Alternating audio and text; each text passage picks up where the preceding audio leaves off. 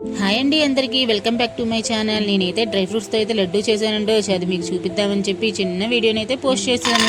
ముందుగా అయితే జీడిపప్పుల్ని బాదం పప్పుల్ని దోరగా వేయించేసేసానండి. ఆ తర్వాత ఇవి కూడా వేగిన తర్వాత కొద్దిగా బ్రౌన్ కలర్ వచ్చేదాకా వేయించాను. తర్వాత ఇవి కూడా తీసేసేసి మిక్సీ అయితే పట్టుకున్నానండి. మీరైతే చిన్న చిన్న ముక్కలుగా అయితే కట్ చేసుకోవచ్చు. నేనైతే మిక్సీ వేసుకున్నాను. ఆ తర్వాత అవిసె గింజల్ని నువ్వులను కూడా వేసి అవి కూడా దోరగా వేయించిన తర్వాత వీటిని కూడా గ్రైండ్ చేశానండి. ఒక్క తిప్పు అంటే ఒక్క తిప్పే, ఎక్కువసేపు గ్రైండ్ చేయకూడదు, మెత్తగా అయిపోతాయి.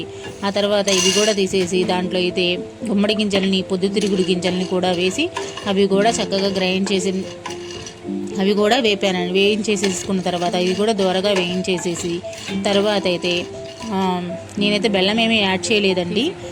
ఖర్జూరం ఉంటుంది కదా, ఖర్జూరాన్ని అయితే మిక్సీ పట్టేసేసి దాన్నే వేసేసాను.